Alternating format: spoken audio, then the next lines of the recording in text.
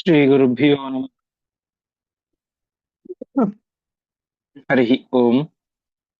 व्यासाय भवनाशाय श्रीशाय पुनराशये शुद्धविद्याय मध्वाय च नमो नमः। नारायणाय परिपूर्णगुणार्णवाय विश्वोदय स्थितिलयो नीतिप्रदाय ज्ञानप्रदाय विबुधासुरसौख्यदुःखसत्कारणाय वितताय नमो नमस्ते। श्रीगुरुभ्यो नमः। हरिः ओम्। ಹಿಂದಿನ ಪಾಠದಲ್ಲಿ ನಾವು ಕಂಡಂತೆ ಪಾಂಡವರೆಲ್ಲರೂ ಕೂಡ ತಾವು ಧೌಮ್ಯಾಚಾರ್ಯರನ್ನ ತಮ್ಮ ಪುರೋಹಿತನನ್ನಾಗಿ ಮಾಡಿಕೊಂಡು ಅವರ ನೇತೃತ್ವದಲ್ಲಿ ಪಾಂಚಾಲ ನಗರಿ ಬಂದು ಸೇರ್ತಾರೆ. ಅಲ್ಲಿ ರಾಜ ಮಹಾರಾಜರುಗಳ ಮಕ್ಕಳಿಂದ ಕುಮಾರರಿಂದ ತುಂಬಿದಂತಹ ಆ ಸಭೆ ಸ್ವಯಂವರದ ಸಭೆ.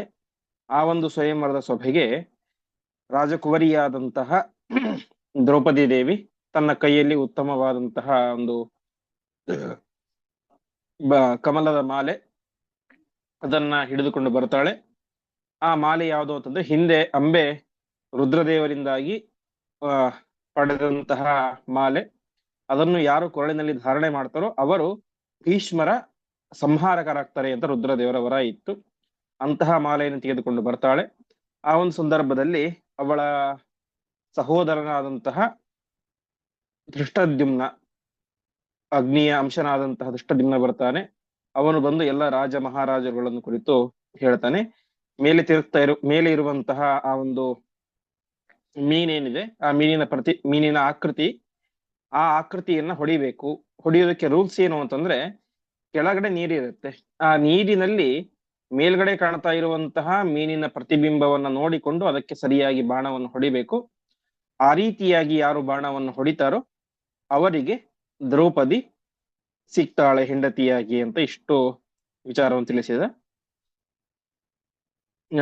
ಅನೇಕರು ಬಂದು ಅದನ್ನು ನೋಡ್ತಾರೆ, ನಮ್ಮ ಕೈಲಿ ಆಗೋದಿಲ್ಲ ಅಂತ ಹೋಗ್ಬಿಡ್ತಾರೆ. ಇನ್ನು ಕೆಲವರು ಬಂದನ್ನು ಅಲಗಾಡಿಸ್ತಾರೆ, ಅಲಗಾಡಿಸ್ಲಿಕ್ಕೆ ಸಾಧ್ಯವಾಗದೆ ಅವ್ರು ವಾಪಸ್ ಹೋಗ್ಬಿಡ್ತಾರೆ. ಆ ಸಂದರ್ಭದಲ್ಲಿ ತತ್ರಾಸಸಾದ ಶಿಶುಪಾಲ ಉರು ಪ್ರತಾಪ ಅಂತ ಮಹಾಪರಾಕ್ರಮಿಯಾದಂತಹ ಶಿಶುಪಾಲ ಆ ಧನುಸ್ಸನ್ನ ಮೇಲಕ್ಕೆ ಎತ್ತಿ ಅದನ್ನ ಹೆದೆ ಕಟ್ಟಲಿಕ್ಕೆ ಅಂತ ಪ್ರಯತ್ನಿಸಿದ ಅಂತ ಇಷ್ಟು ಅಂಶ ಆಗಿತ್ತು. ಇಂದು 124ನೇ ಶ್ಲೋಕದಿಂದಾಗಿ ಪ್ರಾರಂಭ. ಮಾಶಾಂತರಾಯ ಸಚಕರ್ಷ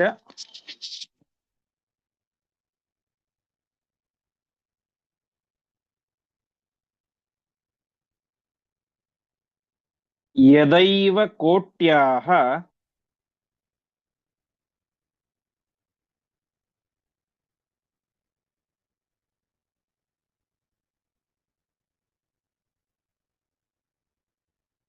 ಉನ್ನಮ್ಯ ತತ್ ಪ್ರತಿಜಘಾನ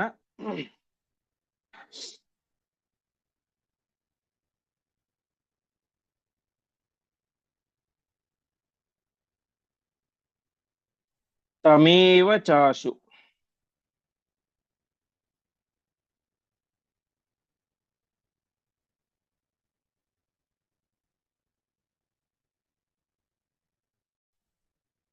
ಅನ್ಯತ್ರ ಫಲ್ಗುಣತಃ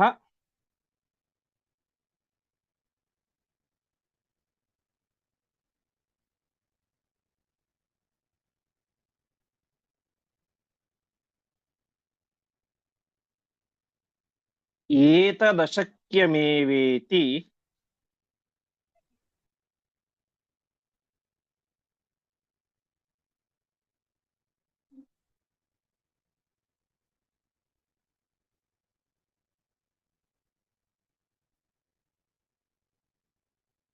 ಅಂಜಃ ಗಿರೀಶವರತಃ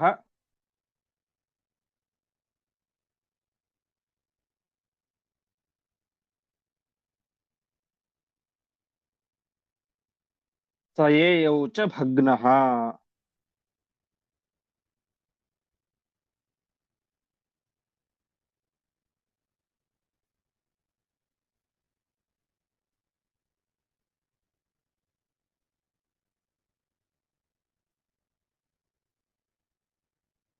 ಪದಚ್ಛೇದ. ಮಾಶಾಂತರಾಯ ಸಹ ಚಕರ್ಷ ಯದಾ ಏವ ಕೋಟ್ಯಾಹ ಉನ್ನಮ್ಯ ತತ್ ಪ್ರತಿಜಘಾನ ತಂ ಏವ ಚ ಆಶು ಅನ್ಯತ್ರ ಫಲ್ಗುಣತಃ ಏತತ್ ಅಶಕ್ಯಂ ಏವ ಇತಿ ಅಂಜಃ ಗಿರೀಶವರತಃ ಸಹ ಯಯೌ ಚ ಭಗ್ನಃ. ಶಿಶುಪಾಲ ಆ ಬಿಲ್ಲನ್ನ ಎತ್ತಿದ. ಬಿಲ್ಲನ್ನು ಎತ್ತಿದ. ಅಷ್ಟು ಮಾತ್ರ ಅಲ್ಲ, ಅದನ್ನ ಕೋಟ್ಯಾಹ, ಕೋಟಿ ಅಂದ್ರೆ ತುದಿ ಅಂತ, ಆ ತುದಿಗೆ ಅರ್ಥಾತ್ ಬಿಲ್ಲಿನ ತುದಿಗೆ ಅದನ್ನ ಕೆರೆಯೇರಿಸಲಿಕ್ಕಿಂತ ಪ್ರಯತ್ನವನ್ನು ಕೂಡ ಮಾಡ್ತಾ ಇದ್ದಾನೆ. ಹೀಗೆ ಸಹ ಚಕರ್ಷ, ಚಕರ್ಷ ಅಂದ್ರೆ ಎಳೆದ ಅಂತ, ಬಿಲ್ಲಿನ ತುದಿಯನ್ನ ಎಳೆದ. ಮೇಲ್ಗಡೆ ಹೀಗೆ ನಿಂತಿರುತ್ತೆ ನೆಟ್ಟಾಗೆ, ಮೇಲ್ಗಡೆ ತುದಿಯನ್ನು ಹಿಡಿದು ಎಳೆದ. ಎಳೆದು ಏನ್ ಮಾಡಿದ, ಕೊನೆಗೆ ಅದನ್ನ ಪ್ರತಿ ಜಗಾನ ಕಟ್ಲಿಕ್ಕೆ ಅಂತ ಶುರು ಮಾಡಿದ. ಅದನ್ನ ಹೆದೆಯೇರಿಸಲಿಕ್ಕೆ ಅಂತ ಪ್ರಯತ್ನ ಮಾಡ್ತಾ ಇದ್ದಾನೆ. ಹೆದೆಯೇರಿಸುವ ಪ್ರಯತ್ನದಲ್ಲಿ ಬಹುಶಃ ಬಹುತೇಕ ಸಾಫಲ್ಯವನ್ನು ಕಂಡಿದ್ದ. ಎಷ್ಟು ಅಂತಂದ್ರೆ ಕೇವಲ ಮಾಶಾಂತರಾಯ, ಅವನು ಇನ್ನೂ ಒಂದು ಉದ್ದಿನ ಕಾಳಿನಷ್ಟು ಆ ಒಂದು ದಾರವನ್ನು ಎಳೆದಿದ್ದರೆ ಅದೇನಾಗ್ತಾ ಇತ್ತು, ಹೆದೆ ಕಟ್ಟಿ ಬಿಡ್ತಾ ಇತ್ತು. ಇದ್ದದ್ದು ಕೇವಲ ಒಂದು ಉದ್ದಿನ ಕಾಳಿನಷ್ಟು ಮಾತ್ರ ಸ್ಪೇಸ್. ಹೀಗೆ ಮಾಶಾಂತರಾಯ, ಕೇವಲ ಒಂದು ಉದ್ದಿನ ಕಾಳಿನ ಅಂತರ ಇದ್ದಾಗ ಏನಾಯ್ತು, ಆ ಒಂದು ಧನುಸ್ಸು ಉನ್ನಮ್ಯ, ಉನ್ನಮ್ಯ ಅಂದ್ರೆ ಆ ಸ್ಟ್ರೇಟ್ ಆಗ್ಬಿಡ್ತು. ಮತ್ತೆ ಮೊದಲು ಯಾವ ರೀತಿ ಇತ್ತೋ ಅದೇ ರೀತಿಯಾಗಿ ಸೆಟೆದು ನಿಂತುಕೊಂಡು ಬಿಡ್ತು. ಸೆಟೆದು ನಿಂತುಕೊಂಡು ತಮೇವ ಪ್ರತಿ ಜಗಾನ, ವಾಪಸ್ ಅವನಿಗೆ ಬಡದು ಬಿಡ್ತು. ಅಂದ್ರೆ ಸಾಮಾನ್ಯವಾಗಿ ತಮ್ಮ ಮುಂದೆ ಅದನ್ನ ಹಿಡಿದುಕೊಂಡು ಬಗ್ಗಿಸಿ ಕಟ್ತಾ ಇರ್ತಾರೆ. ಅದು ಸ್ಟ್ರೇಟ್ ಆದಾಗ ಮತ್ತೆ ಅವರ ಮುಖಕ್ಕೂ ಎಲ್ಲಿಗೊಂದು ಬಡಿಯುತ್ತೆ. ಒಟ್ಟಿನಲ್ಲಿ ಬಹುತೇಕ ಸಾಫಲ್ಯವನ್ನು ಕಾಣ್ತಾ ಇದ್ದ, ಆದರೆ ಕೇವಲ ಒಂದು ಸಣ್ಣ ಉದ್ದಿನ ಕಾಳಿನ ಅಂತರದಲ್ಲಿ ಏನಾಯ್ತು, ಮಿಸ್ ಆಗ್ಬಿಡ್ತು. ಒಂದು ಉದ್ದಿನ ಕಾಳಿನಷ್ಟು ಎಳೆದು ಬಿಟ್ಟಿದ್ರೆ ಅದರ ಹೆದೆಯೇರಿಸಿದಂತೆ ಆಗ್ಬಿಡ್ತಾ ಇತ್ತು, ಆದರೆ ಅದು ಸಾಧ್ಯ ಆಗಲಿಲ್ಲ. ಯಾಕೆ ಸಾಧ್ಯ ಆಗಲಿಲ್ಲ ಅಂತಂದ್ರೆ ಗಿರೀಶ ವರತಃ ಫಲ್ಗುಣತಃ ಅನ್ಯತ್ರ, ರುದ್ರದೇವರ ವರ ಇತ್ತು ಏನಂತ, ಫಲ್ಗುಣತಃ ಅನ್ಯತ್ರ, ಆ ಯಾರು ಅರ್ಜುನನನ್ನು ಬಿಟ್ಟು ಬೇರೆಯವರು ಇದನ್ನ ಹೆದೆಯೇರಿಸಲಿಕ್ಕೆ ಸಾಧ್ಯ ಇಲ್ಲ ಅಂತ ರುದ್ರದೇವರ ವರ ಇತ್ತು. ಹಾಗಾಗಿ ಶಿಶುಪಾಲ ಭಗ್ನಃ ಯಯೋ, ಸೋತು ತಾನು ವಾಪಸ್ ಹಿಂದೆ ಹೋದ ಅಂತ. ಈ ರೀತಿಯಾಗಿ ಮಹಾಪರಾಕ್ರಮಶಾಲಿಯಾದಂತಹ ಶಿಶುಪಾಲನ ಕೈಯಲ್ಲೂ ಕೂಡ ಆ ಧನುಸ್ಸನ್ನ ಹೆದೆಯೇರಿಸಲಿಕ್ಕೆ ಸಾಧ್ಯ ಆಗಲಿಲ್ಲ. ಕೇವಲ ಉದ್ದಿನ ಕಾಳಿನ ಅಂತರದಲ್ಲಿ ಅವನು ಮಿಸ್ ಮಾಡಿಕೊಂಡ ಅದನ್ನ. ಮುಂದೆ ಮದ್ರೇಶ ಏತ್ಯ ಚಕೃಷೇ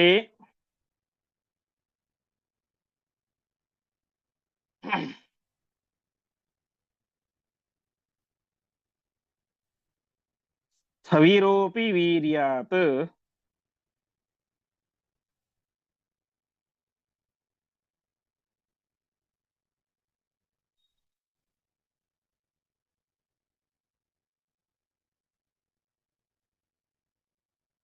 ಚೇದೀಶತೋಪ್ಯಧಿಕಮೇವ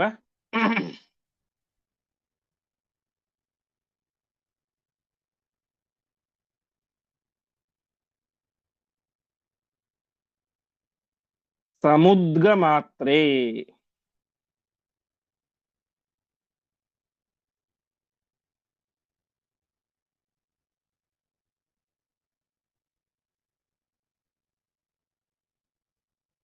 ಶಿಷ್ಟೇಮುನಾ ಪ್ರತಿಹತಃ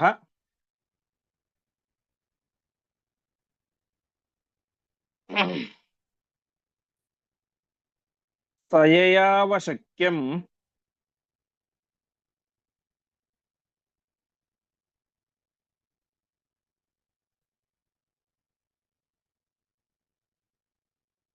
ಮತ್ವಾತ್ಮನಸ್ತದನು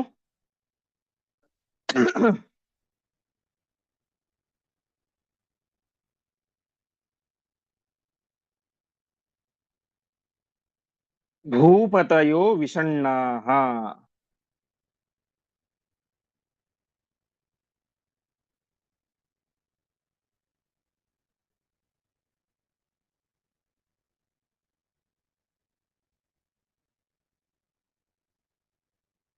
ಪದಚ್ಛೇದ ಮದ್ರೇಶಃ ಏತ್ಯ ಚಕೃಷೆ ಸ್ಥವಿರಃ ಅಪಿ ವೀರ್ಯಾತ್ ಚೇದೀಶತಃ ಅಪಿ ಅಧಿಕಂ ಏವ ಸಹ ಮುದ್ಗಮಾತ್ರೇ ಶಿಷ್ಟೇ ಅಮುನಾ ಪ್ರತಿಹತಃ ಸಹ ಸಹ ಯಯೌ ಅಶಕ್ಯಂ ಮತ್ವಾ ಆತ್ಮನಃ ತದನು ಭೂಪತಯಃ ವಿಷಣ್ಣಾಃ. ಅದಾದ ಮೇಲೆ ಯಾರು ಬಂದರು? ಮದ್ರರಾಜನಾದಂತಹ ಶಲ್ಯ ಬಂದ. ಮದ್ರೇಶಃ, ವಾಸ್ತವಿಕವಾಗಿ ಅವನು ಸ್ಥವಿರ, ತುಂಬಾ ವೃದ್ಧನಾಗಿದ್ದ. ಹಾಗಿದ್ದರೂ ಕೂಡ ತಾನು ಸ್ವಯಂವರದಲ್ಲಿ ಭಾಗವಹಿಸಬೇಕು ಅಂತ ಬಂದಿದ್ದಾನೆ. ಬಂದು ಅವನೇನಾದ ಸ್ಥವಿರ, ವಯಸ್ಸಾಗಿದೆ, ಆದರೆ ಪರಾಕ್ರಮಕ್ಕೆ ವಯಸ್ಸಾಗಿಲ್ಲ. ಶಿಶುಪಾಲನೆಗಿಂತಲೂ ಕೂಡ ಹೆಚ್ಚು ಪರಾಕ್ರಮವನ್ನು ತೋರಿದ ಅಂತ ಆಚಾರ್ಯರು ಹೇಳ್ತಾ ಇದ್ದಾರೆ. ಚೇದೀಶತಃ ಅಪಿ ಅಧಿಕ, ಚೇದಿ ರಾಜನಾದಂತಹ ಶಿಶುಪಾಲನಿಗಿಂತಲೂ ಕೂಡ ಅಧಿಕಂ ಏವ, ಅವನಿಗಿಂತ ಹೆಚ್ಚೇ ಅವನು ಪರಾಕ್ರಮವನ್ನು ತೋರಿಸಿದ. ಎಷ್ಟು ಬಗ್ಗಿಸಿದ ಆ ಒಂದು ಧನುಸ್ಸನ್ನ ಅಂತಂದ್ರೆ ಕೇವಲ ಮುದ್ಗ ಮಾತ್ರೆ.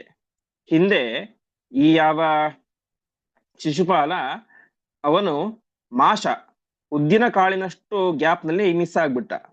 ಆದ್ರೆ ಈಗ ಏನಾಯ್ತು, ಈ ಶಲ್ಯ ಅದಕ್ಕಿಂತಲೂ ಕೂಡ ಜಾಸ್ತಿ ಬಾಗಿಸಿದ. ಎಷ್ಟು ಗ್ಯಾಪ್ ಇತ್ತಲ್ಲಿ? ಕೇವಲ ಮುದ್ಗ ಮಾತ್ರ. ಮುದ್ಗ ಅಂದ್ರೆ ಹೆಸರು ಕಾಳು, ಹೆಸರು ಕಾಳಿನಷ್ಟು ಅಂತರ ಇತ್ತು. ಅಷ್ಟರಲ್ಲಿ ಮತ್ತೆ ಯಥಾವತ್ತಾಗಿ ಬಿಲ್ಲು ಅವನಿಗೆ ವಾಪಸ್ ಬಡಿಯಿತು. ಹೀಗೆ ಅಷ್ಟು ವಯಸ್ಸಾಗಿದ್ದರೂ ಕೂಡ ಆ ಒಂದು ವಿಶಿಷ್ಟವಾದಂತಹ ಪರಾಕ್ರಮವನ್ನ ಯಾವ ಶಿಶುಪಾಲ ತೋರಿಸ್ತಾ ಇದ್ದಾನೆ. ಕೊನೆಗೆ ಅವನು ಕೂಡ ಅದರಿಂದ ಹೊಡೆಸಿಕೊಂಡು ಅವನು ಎಷ್ಟು ದೂರ ಬಿದ್ದ ಅಂತ ನಮಗೆ ಮಹಾಭಾರತ ಆದಿಪರ್ವ ಹೇಳುತ್ತೆ. ಸಪಪಾತ ಮಹೀಂ ರಂಗಾತ್ ಅರ್ಧಯೋಜನ ದೂರತಃ ತಥೈವಾಗಾತ್ ಸ್ವಕಂ ರಾಜ್ಯಂ ಪಶ್ಚಾತ್ ಅನವಲೋಕಯನ್ನಂತ ಆ ಒಂದು ರಂಗದಿಂದಾಗಿ, ಸ್ವಯಂವರದ ಮಂಟಪದಿಂದಾಗಿ ಅರ್ಧ ಯೋಜನ ಅಂದ್ರೆ ಸರಿಸುಮಾರು 5 ರಿಂದ 6 ಕಿಲೋಮೀಟರ್ನಷ್ಟು ದೂರ ಹೋಗಿ ಬಿದ್ದ ಶಲ್ಯ. ಅಂದ್ರೆ ಆ ಶಿವಧನುಸ್ಸಿನ ತಾಕತ್ತಿಷ್ಟಿದೆ ಅಂತ ನಾವು ಚಿಂತನೆ ಮಾಡಬೇಕು. ಆ ರೀತಿಯಾಗಿ ಮಹಾಪರಾಕ್ರಮಿಯಾದಂತಹ ಶಲ್ಯ ಅರ್ಧ ಯೋಜನ ದೂರ ಹೋಗಿ ಬಿದ್ದ. ಗ್ಯಾಪ್ ಇದ್ದದ್ದೆಷ್ಟು? ಕೇವಲ ಹೆಸರು ಕಾಳಿನಷ್ಟು. ಅಷ್ಟು ಬಗ್ಗಿಸಿ ಬಿಟ್ಟಿದ್ರೆ ಶಿವಧನಸ್ಸನ್ನು ಅವನು ಹೆದೆಯೇರಿಸಿದಂತೆ ಆಗ್ತಾ ಇತ್ತು. ಆದರೆ ಆ ಶಲ್ಯನ್ನು ಕೂಡ ಅದರಲ್ಲಿ ಸಫಲನಾಗಲಿಲ್ಲ. ಇಷ್ಟಾದ ಮೇಲೆ ಇವನು ಕೂಡ ವಾಪಸ್ ಹೋಗಿಬಿಟ್ಟ.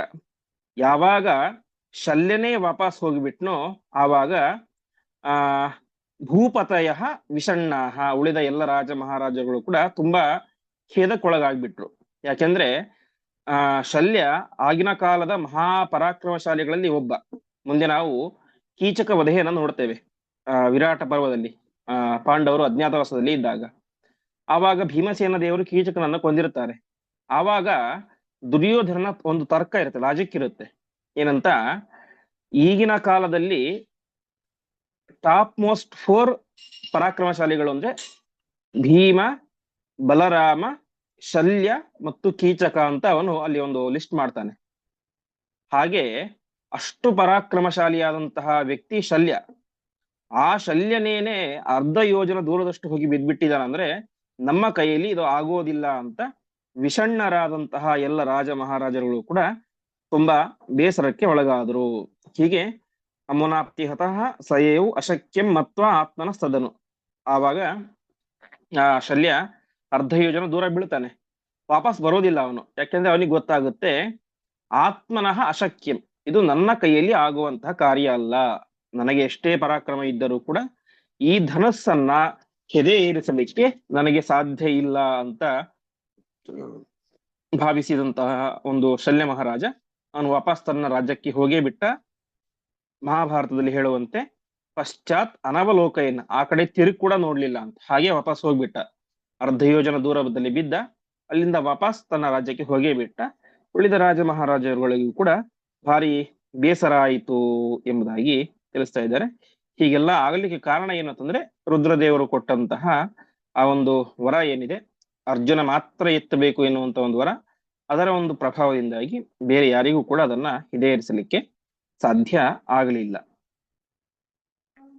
ಮುಂದೆ ಸನ್ನೇಷು ಭೂಪತಿಷು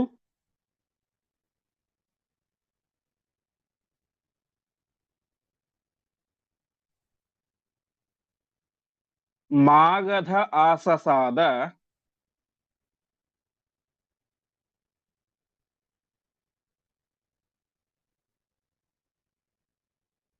ಸೋವಜ್ಞೇಯೈವ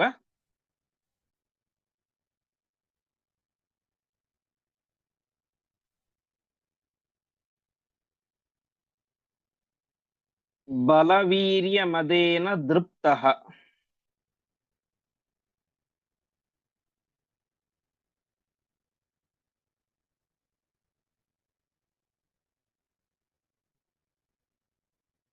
ಚಾಪಂ ಚಕರ್ಷ್ಯ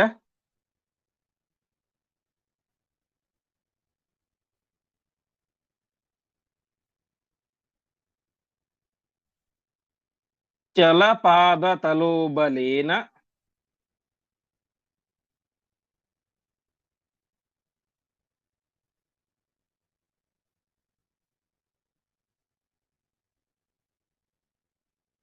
ಶಿಷ್ಟೇ ಸರ್ಷಪಮಿತೆ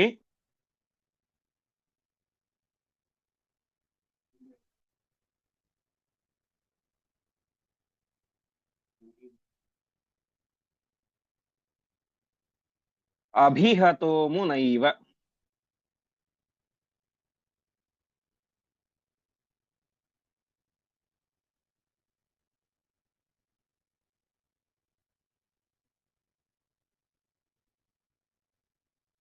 ಪದಚ್ಛೇದ. ಸನ್ನೇಷು ಭೂಪತಿಷು ಮಾಗಧಃ ಆಸಸಾದ ಸಹ ಅವಜ್ಞೆಯ ಏವ ಬಲವೀರ್ಯಮದೇನ ದೃಪ್ತಃ ಚಾಪಂ ಚಕರ್ಷ ಚಲಪಾದತಲಃ ಬಲೇನ ಶಿಷ್ಟೇ ಸಹ ಸರ್ಷಪಮಿತೆ ಅಭಿಹತಃ ಅಮುನಾ ಏವ. ಮುಂದೆ ಬಂದಂತಹ ಪರಾಕ್ರಮಿ ಯಾರು ಅಂತಂದ್ರೆ ಜರಾಸಂಧ. ಈಗೇನಾಗ್ಬಿಟ್ಟಿತ್ತು ವಾಸ್ತವಿಕವಾಗಿ ಭೂಪತಿಷು ಸನ್ನೇಷು, ಎಲ್ಲ ರಾಜ ಮಹಾರಾಜಗಳು ಕೂಡ ಸನ್ನ ಅಂದ್ರೆ ಸುಮ್ಮನೆ ಕೂತ್ಕೊಂಡ್ಬಿಟ್ಟಿದ್ರು, ತಮ್ಮ ಕೈಲಿ ಏನೋ ಕೂಡ ಆಗೋದಿಲ್ಲ, ಶಲ್ಯನಂತಹ ಪರಾಕ್ರಮಿಗೆ ಆಗ್ಲಿಲ್ಲ, ಇನ್ ನಾವೇನು ಅಂತ ಸುಮ್ಮನೆ ಕೂತ್ಕೊಂಡ್ಬಿಟ್ಟಿದ್ರು. ಆ ಟೈಮಲ್ಲಿ ಏನಾಯ್ತು, ಮಾಘದ ಆಸಸಾದ ಜರಾಸಂಧ ಬಂದ. ಜರಾಸಂಧನಿಗೆ ಏನು ಅಂತಂದ್ರೆ ಬಲವೀರ್ಯ ಮದೇನ ದೃಪ್ತಃ, ಅವನ ಒಂದು ಪರಾಕ್ರಮ ಮತ್ತು ಸಾಮರ್ಥ್ಯ ಬಲ ಇದರಿಂದಾಗಿ ಅವನಿಗೆ ಭಾರಿ ಕೊಬ್ಬು ಬಂದು ಬಿಟ್ಟಿತ್ತು. ದೃಪ್ತಃ ಅಹಂಕಾರದಿಂದಾಗಿ ತುಂಬಿ ಬಿಟ್ಟಿದ್ದ. ಹಾಗಾಗಿ ಅವನು ಅವಜ್ಞೆಯ ಆ ಬಿಲ್ಲಿನ ಮೇಲೆ ಅವನಿಗೆ ಅಷ್ಟು ಶ್ರದ್ಧೆ ಇರಲಿಲ್ಲ. ಈ ನನ್ನ ಪರಾಕ್ರಮದ ಮುಂದೆ ಈ ಬಿಲ್ಲು ಎಷ್ಟರದ್ದು ಅಂತ ಅವಜ್ಞೆಯಿಂದಾಗಿ, ಅವಜ್ಞೆ ಅಂದ್ರೆ ಕೀಳರಿಮೆ, ಇದ್ ನನ್ ಮುಂದೆ ಈ ಧನಸ್ಸು ಏನು ಅಂತ ಆ ಒಂದು ಹಿನ್ನೆಲೆಯಲ್ಲಿ ಅವನು ಅದನ್ನ ಎಳೆಯಲಿಕ್ಕೆ ಪ್ರಾರಂಭ ಮಾಡಿದ. ಚಾಪಂ ಚಕರ್ಷ, ಆ ಬಿಲ್ಲನ್ನ ಎಳೆದ, ಬಗ್ಗಿಸಿದ. ಆ ಒಂದು ಬಿಲ್ಲಿನ ಒಂದು ಬಲಕ್ಕೆ ಏನಾಯ್ತು, ಚಲಪಾದ ತಲಹ, ಅವನ ಕಾಲುಗಳು ಅಲಗಾಡ್ಲಿಕ್ಕೆ ಶುರು ಮಾಡಿದುವಂತೆ. ಆ ಸಂದರ್ಭದಲ್ಲಿ ಅವನು ತುಂಬಾ ಬಗ್ಗಿಸಿದ. ಎಷ್ಟು ಬಗ್ಗಿಸಿದ ಅಂದ್ರೆ ಶಿಶುಪಾಲನಿಗಿಂತ ಜಾಸ್ತಿ ಮತ್ತು ಈ ಶಲ್ಯನಿಗಿಂತಲೂ ಕೂಡ ಜಾಸ್ತಿ ಬಗ್ಗಿಸಿ, ಕೇವಲ ಸರ್ಷಪ ಮಿತೆ, ಒಂದು ಸಾಸಿವೆ ಕಾಳಿನಷ್ಟು ಮಾತ್ರ ಗ್ಯಾಪ್ ಇತ್ತು. ಇಲ್ಲಿ ಹಗ್ಗ ಇದೆ, ಇದು ಬಿಲ್ಲು, ಇದು ಹಗ್ಗ, ಹೀಗೆ ಬಂದು ಕೇವಲ ಒಂದು ಸಾಸಿವೆ ಕಾಳಿನಷ್ಟು ಗ್ಯಾಪ್ ಇದೆ. ಅಷ್ಟು ಎಳೆದು ಕಟ್ಬಿಟ್ಟಿದ್ರೆ ಮುಗೀತು, ಹೆದೆಯೇರಿಸಿದಂತೆ. ಮುಂದೆ ಮತ್ತೆ ಬಾಣ ಹೊಡೆಯೋದು ಅದು ಮುಂದಿನ ಕೆಲಸ, ಹೆದೆಯೇರಿಸೋದೇ ದೊಡ್ಡ ಕೆಲಸ ಆಗಿದೆ. ಈಗ ಶಿಶುಪಾಲ ಮತ್ತು ಶಲ್ಯನಂತಹ ಪರಾಕ್ರಮಶಾಲಿಗಳಿಗೇನೆ ಅದನ್ನ ಹೆದೆಯೇರಿಸಲಿಕ್ಕೆ ಆಗಲಿಲ್ಲ. ಹಾಗಾಗಿ ಎಲ್ಲರೂ ಅಂದ್ಕೊಂಡ್ಬಿಟ್ರು ಈ ಒಂದು ಜರಾಸಂಧ ಅನಾಯಾಸವಾಗಿ ಕಟ್ತಾನೆ ಅಂತ. ಆದರೆ ಅವನು ಕೂಡ ಸ್ವಲ್ಪ ಗ್ಯಾಪ್ನಲ್ಲಿ, ಸಾಸಿವೆ ಕಾಳಿನಷ್ಟು ಗ್ಯಾಪ್ನಲ್ಲಿ ಅವನೇ ಮಾಡಿಕೊಂಡ. ಅದು ಅವನಿಗೆ ಅಮುನ ಅಭಿಹತಃ, ಮತ್ತೆ ಅದು ಕೈ ಜಾರಿ ಅವನಿಗೇನೆ ಹೊಡೆಯಿತು. ಹೀಗೆ ಶಿಶುಪಾಲನಿಗೂ ಹೊಡೆಯಿತು, ಶಲ್ಯನಿಗೂ ಹೊಡೆಯಿತು, ಜರಾಸಂಧನು ಕೂಡ ಅದರಿಂದಾಗಿ ಪೆಟ್ಟನ್ನ ತಿಂದ. ಹೀಗೆ ಎಲ್ಲ ಪರಾಕ್ರಮಶಾಲಿಗಳಿಗೂ ಕೂಡ ಆ ಒಂದು ಶಿವಧನುಸ್ಸನ್ನ ಹೆದೆ ಏರಿಸಲಿಕ್ಕೆ ಸಾಧ್ಯವಾಗಲಿಲ್ಲ. ಮುಂದೆ ಜಾನುನ್ಯಮುಷ್ಯ ಧರಣೀಂ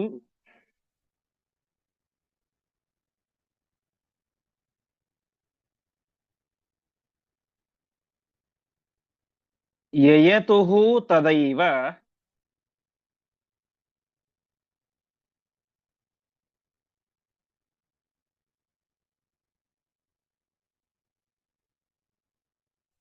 ದರ್ಪೇಣ ಚಾಸ್ಥಿರ ಪದಃ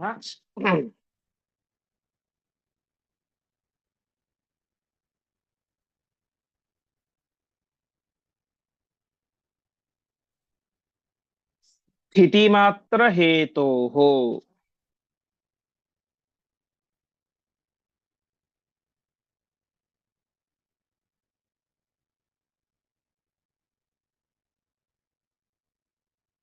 ರೌದ್ರಾತ್ ವರಾತ್ ಸ ಜಡತಾಂ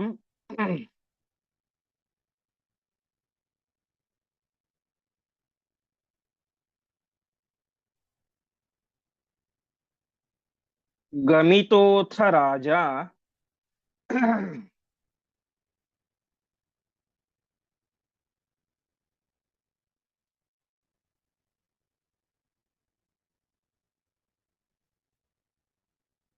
ರಾಜ್ಞಾಂ ಮುಖಾನ್ಯನಭಿವೀಕ್ಷ್ಯ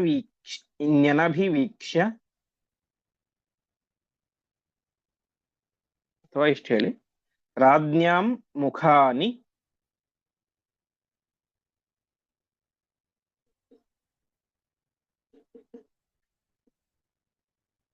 ಅನಭಿವೀಕ್ಷ್ಯ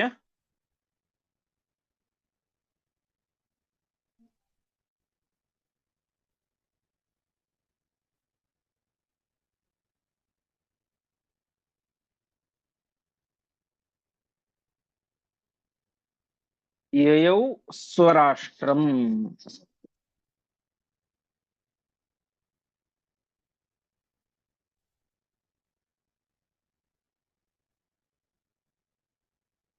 ಪದಚ್ಛೇದ.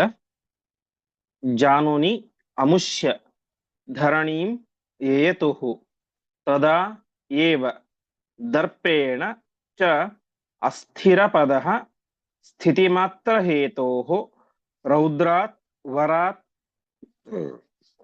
ಸಹ ಜಡತಾಂ ಗಮಿತಃ ಅಥ ರಾಜ ರಾಜ್ಞಾಂ ಮುಖಾನಿ ಅನಭಿವೀಕ್ಷ್ಯ ಯಯೌ ಸ್ವರಾಷ್ಟ್ರಂ. ಜರಾಸಂಧನಿಗೆ ಏನಾಯ್ತು ಅಂತಂದ್ರೆ, ಆ ಒಂದು ಬಿಲ್ಲು ಬಡೆದು ಜಾನುನಿ ಅಮುಷ್ಯ ಜಾನುನಿ, ಅಮುಷ್ಯ ಅಂದ್ರೆ ಅವನ, ಜಾನುನಿ ಅಂದ್ರೆ ಕಾಲುಗಳು ಏನಾಯ್ತು, ಧರಣೀಂ ಯಯತುಹು ನಿಲ್ಲಿಕ್ಕೆ ಸಾಧ್ಯ ಆಗ್ಲಿಲ್ಲ ಅಂತೆ. ಭೂಮಿಯ ಮೇಲೆ ಸರಿಯಾಗಿ ನಿಲ್ಲಿಕ್ಕೆ ಸಾಧ್ಯ ಇಲ್ಲ. ಅವನ ಎರಡು ಜಾನುನಿ ಅಂದ್ರೆ ಇದು ಮೊಣಕಾಲುಗಳು ಭೂಮಿಯ ಮೇಲೆ ಬಿದ್ದುಬಿಟ್ಟು ಅಂತೆ. ಅರ್ಥಾತ್ ಕಾಲಿನ ಮೇಲೆ ನಿಲ್ಲಲಿಕ್ಕೆ ಸಾಧ್ಯವಾಗದೇನೆ ಮೊಣಕಾಲಿನ ಮೇಲಿಂದಾಗಿ ಭೂಮಿಯ ಮೇಲೆ ನಿಂತ್ಕೊಂಡ್ಬಿಟ್ಟ. ಅಷ್ಟು ಹೊಡೆತ ಇತ್ತು, ಆ ಒಂದು ಶಿವಧನುಸ್ಸಿನ ಪ್ರಭಾವ ಅಷ್ಟು ವಿಪರೀತವಾಗಿ ಇತ್ತು. ಹೀಗೆ ಅಷ್ಟಾದರೂ ಕೂಡ ಅವನಿಗೆ ಏನಾಗಲಿಲ್ಲ, ಅಹಂಕಾರ ಕಡಿಮೆ ಆಗ್ಲಿಲ್ಲ. ಕೊನೆಗೆ ಅವನೇ ಮಾಡಿದ, ದರ್ಪೇಣ ಚ ಅಸ್ಥಿರ ಪದಃ, ಅದರಲ್ಲೂ ಕೂಡ ಅಹಂಕಾರ. ತಾನೇ ಮಾಡಿದ, ತನಗೆ ನಿಲ್ಲಿಕ್ಕೆ ಸಾಧ್ಯ ಆಗ್ತಾ ಇಲ್ಲ, ಅಷ್ಟು ನಿಶಕ್ತಿಯಾಗಿದೆ, ಅದರ ಏಟು ಅಷ್ಟು ಹೊಡೆದಿದೆ. ಹಾಗಾಗಿ ಅವನಿಗೆ ನಿಲ್ಲಲಿಕ್ಕೆ ಸಾಧ್ಯ ಆಗ್ತಾ ಇಲ್ಲ. ಭೂಮಿಯ ಮೇಲೆ ಬೀಳುವಂತಹ ಸಂದರ್ಭ ಬಂದಿದೆ. ಹಾಗಿದ್ದರೂ ಕೂಡ ತಾನು ಒಂದು ವೇಳೆ ಭೂಮಿಯ ಮೇಲೆ ಬಿದ್ದುಬಿಟ್ರೆ ಅದೇನಾಗುತ್ತೆ, ಅಷ್ಟು ರಾಜ ಮಹಾರಾಜರುಗಳ ಮುಂದೆ ತನ್ನ ಮರ್ಯಾದೆ ಹೋಗುತ್ತೆ. ಹಾಗಾಗಿ ಅವನೇ ಮಾಡಿದ, ಅಹಂಕಾರದಿಂದಾಗಿ ಜಾನುನಿ ಧರಣೀಂ ಹೇತುಹು ಸ್ಥಿತಿ ಮಾತ್ರ ಹೇತುಹು, ತನ್ನ ಮೊಣಕಾಲ ಮೇಲೆ ತುಂಬಾ ಕಷ್ಟಪಟ್ಟುಕೊಂಡು ನಿಂತುಕೊಂಡ. ತನ್ನ ಅಂಗಾಲಿನ ಮೇಲೆ, ಅರ್ಥಾತ್ ನಾವು ಮಾಮೂಲಾಗಿ ಹೇಗೆ ನಿಂತ್ಕೊಳ್ತೇವೆ ಅದು ನಿಲ್ಲಿಕ್ಕೆ ಸಾಧ್ಯ ಆಗಲಿಲ್ಲ. ಚಿಕ್ಕ ಮಕ್ಕಳು ಹೇಗೆ ನಿಂತ್ಕೊಳ್ತಾವಲ್ಲ ಮೊಣಕಾಲಿನ ಮೇಲೆ ಭೂಮಿಯ ಮೇಲೆ ಊರಿ, ಆ ರೀತಿಯಾಗಿ ಮೊಣಕಾಲನ್ನು ಊರಿ ಭೂಮಿ ಮೇಲೆ ನಿಂತುಕೊಂಡ ಜರಾಸಂಧ. ಹೀಗೆ ಒಟ್ಟಿನಲ್ಲಿ ಅವನ ಮರ್ಯಾದೆ ಕೂಡ ಹೋಯಿತು. ಇಷ್ಟೆಲ್ಲ ಆಗಿದ್ಯಾಕೆ, ರೌದ್ರಾತ್ ವರಾತ್, ರುದ್ರದೇವರ ವರ ಇದ್ದಿದ್ರಿಂದಾಗಿ ಸಹ ಜಡತಾಂ, ಅವನು ಕೂಡ ಜಡವಾಗಿ ಹೋಗ್ಬಿಟ್ಟ, ಅವನಿಗೂ ಕೂಡ ಎತ್ತಲಿಕ್ಕೆ ಸಾಧ್ಯ ಆಗಲಿಲ್ಲ. ವಾಸ್ತವಿಕವಾಗಿ ರುದ್ರದೇವರ ಮಹಾಭಕ್ತ ಶಿವಭಕ್ತ ಯಾರು ಈ ಜರಾಸಂಧ, ಪರಮಶೈವ, ಶಿವನನ್ನೇ ಸರ್ವೋತ್ತಮ ಎಂಬುದಾಗಿ ಉಪಾಸನೆ ಮಾಡುವಂತಹ ರುದ್ರದೇವರ ಪರಮ ಭಕ್ತ, ಆಗಿನ ಕಾಲದ ಎಲ್ಲ ಶೈವರಿಗೂ ಕೂಡ ಗುರುವಾದಂಥವನು. ಅವನಿಗೂ ಕೂಡ ಆ ಶಿವಧನಸ್ಸನ್ನ ಎತ್ತಲಿಕ್ಕೆ ಸಾಧ್ಯ ಆಗಲಿಲ್ಲ. ಹೀಗೆ ಆದಾಗ ಅವನೇ ಮಾಡಿದ, ರಾಜ್ಞಾಂ ಮುಖಾನಿ ಅನಭವೀಕ್ಷ್ಯ, ಸುತ್ತಮುತ್ತಲಿದ್ದಂತಹ ಯಾವ ರಾಜ ಮಹಾರಾಜರುಗಳ ಮುಖವನ್ನು ಕೂಡ ಅನಭಿವೀಕ್ಷ, ನೋಡ್ಲೇ ಇಲ್ಲ ಅವನು. ಸುಮ್ಮನೆ ತಲೆ ತಗ್ಗಿಸಿಕೊಂಡು ತಾನೇ ಮಾಡಿದ, ಸ್ವರಾಷ್ಟ್ರಂ ಯಯೌ, ತನ್ನ ರಾಜ್ಯಕ್ಕೆ ವಾಪಸ್ ಹೋಗಿಬಿಟ್ಟ. ಹೀಗೆ ಇನ್ನೊಬ್ಬ ಪರಾಕ್ರಮಿ, ಮಹಾದುಷ್ಟ, ಮಹಾಶೈವ ಜರಾಸಂಧ, ಅವನಿಗೂ ಕೂಡ ಆ ಶಿವಧನುಸ್ಸನ್ನ ಹೆದೆ ಏರಿಸಲಿಕ್ಕೆ ಸಾಧ್ಯವಾಗಲಿಲ್ಲ. ಮುಂದೆ ಪ್ರಾಯೋಗತಾಸ್ತದನು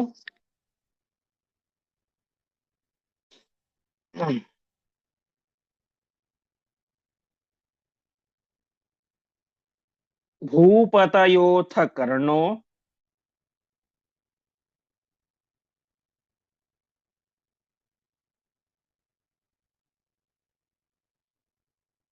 ದುರ್ಯೋಧನಾರ್ಥಂ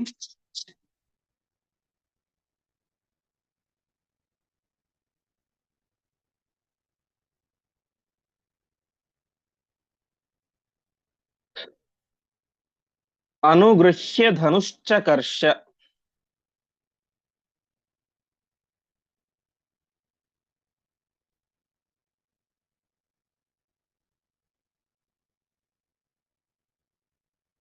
ರಾಮಾದುಪಾತ್ತ ಶುಭ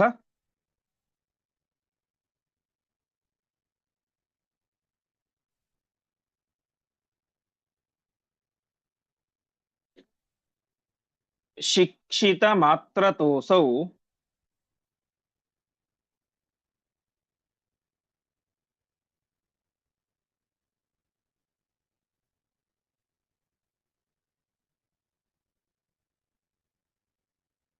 ರೋಮಾವಶಿಷ್ಟಮಕರೋತ್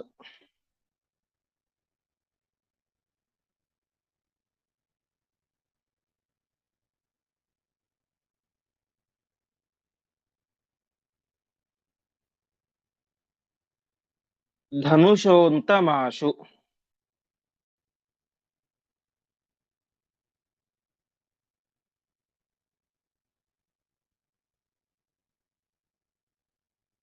ಪದಚ್ಛೇದ. ಪ್ರಾಯಃ ಗತಾಃ ತದನು ಭೂಪತಯಃ ಅಥ ಕರ್ಣಃ ದುರ್ಯೋಧನಾರ್ಥಂ ಅನುಗೃಹ್ಯ ಧನುಃ ಚಕರ್ಷ.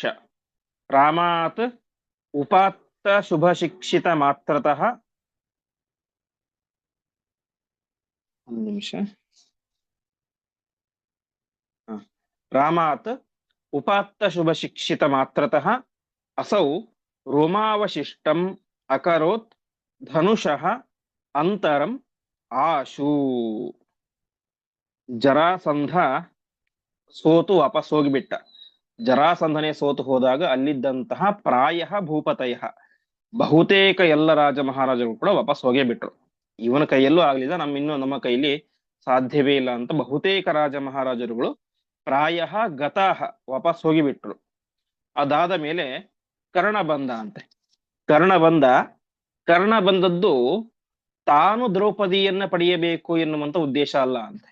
ಮತ್ತೇನು, ದುರ್ಯೋಧನಾರ್ಥಂ ಅನುಗೃಹ್ಯ, ದುರ್ಯೋಧನನ ಸಲುವಾಗಿ, ಅರ್ಥಾತ್ ತಾನು ಆ ಒಂದು ಸ್ವಯಂವರದಲ್ಲಿ ದ್ರೌಪದಿಯನ್ನ ಗೆದ್ದು ಆ ದ್ರೌಪದಿಯನ್ನ ದುರ್ಯೋಧನನಿಗೆ ಮದುವೆ ಮಾಡಿಕೊಡಬೇಕು ಎನ್ನುವಂತಹ ಹಿನ್ನೆಲೆಯಲ್ಲಿ ತಾನೇ ಮಾಡಿದ, ಧನುಹು ಚಕರ್ಷ, ಬಿಲ್ಲನ್ನು ಎತ್ತಿದ. ಅಷ್ಟು ಮಾತ್ರ ಅಲ್ಲ, ಹಿಂದಿನ ಜರಾಸಂಧ, ಶಲ್ಯ ಮತ್ತು ಶಿಶುಪಾಲ ಮುಂತಾದಂಥವರು ಎಷ್ಟು ಧನುಸ್ಸನ್ನು ಬಗ್ಗಿಸಿದ್ದರೋ ಅದಕ್ಕಿಂತ ಹೆಚ್ಚು ಬಗ್ಗಿಸಿದ ಅಂತೆ. ಆಚಾರ್ಯ ಹೇಳ್ತಾರೆ, ರೋಮಾವಶಿಷ್ಟಮಕರೋ ಧನುಷೋಂತಮಾಶು. ಕೇವಲ ರೋಮಾವಶಿಷ್ಟ, ಒಂದು ಕೂದಲೆಳೆ ಅಂತರ ಅಷ್ಟು ಬಗ್ಗಿಸಿ ಬಿಟ್ರೆ ಧನುಸ್ಸನ್ನು ಹೆದರಿಸಿದಂತೆ ಆಗ್ತಾ ಇತ್ತು.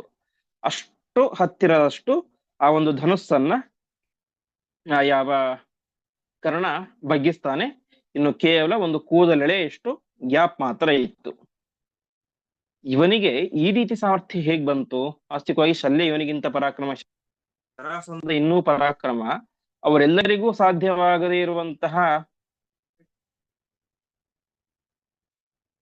ಅವರೆಲ್ಲರಿಗೂ ಸಾಧ್ಯವಾಗದೇ ಇರುವಂತಹ ಒಂದು ಕಾರ್ಯ ಇವನಿಂದ ಹೇಗಾಯಿತು ಅಂತಂದ್ರೆ, ಅದಕ್ಕೆ ಆಚಾರ್ಯ ಹೇಳ್ತಾ ಇದ್ದಾರೆ, ರಾಮಾದುಪಾತ್ತ ಶುಭ ಶಿಕ್ಷಿತ. ಇವರು ಅಧ್ಯಯನ ಮಾಡಿದ್ದೆಲ್ಲಿ? ಪರಶುರಾಮ ದೇವರಲ್ಲಿ. ಹೀಗೆ ಪರಶುರಾಮ ದೇವರಿಂದ ತಾನು ಪಡೆದುಕೊಂಡಂತಹ ಆ ಉತ್ತಮವಾದಂತಹ ವಿದ್ಯೆ, ಅದರ ಒಂದು ಪ್ರಭಾವದಿಂದಾಗಿ ಅವನು ಒಂದು ಕೂದಲೆಳೆಯಷ್ಟು ಅಂತರಕ್ಕೆ ಹತ್ತಿರವಾಗಿ ತಾನು ಆ ಬಿಲ್ಲನ್ನ ಎಳೆದ. ಹೀಗೆ ಕರ್ಣ ಆ ರೀತಿಯಾಗಿ ಅಷ್ಟು ಹತ್ತಿರ ಎಳೆದಂತಹ ಕಾರಣ ಏನು ಅಂತಂದ್ರೆ, ಅವನಿಗೆ ಇದ್ದಂತಹ ವಿದ್ಯೆ, ಆ ವಿದ್ಯೆಯನ್ನು ಕೊಟ್ಟದ್ದು ಸಾಕ್ಷಾತ್ ಪರಶುರಾಮ ದೇವರು. ಹಾಗಾಗಿ ಆ ಒಂದು ವಿದ್ಯೆಯ ಪ್ರಭಾವದಿಂದಾಗಿ ಕರ್ಣ ಆ ಧನುಸ್ಸನ್ನ ಒಂದು ಕೂದಲೆಳೆಯ ಅಂತರದಷ್ಟು ಹತ್ತಿರಕ್ಕೆ ಎಳೆದ. ಮುಂದೆ ಅದರಿಂದ ಏನಾಯಿತು ಎನ್ನುವಂತಹ ವಿಚಾರವನ್ನ ನಾಳೆಯ ಪಾಠದಲ್ಲಿ ನೋಡೋಣ ಎಂಬುದಾಗಿ ಹೇಳ್ತಾ ಇಂದಿನ ಪಾಠವನ್ನ ಶ್ರೀಕೃಷ್ಣಾರ್ಪಣಮಸ್ತು.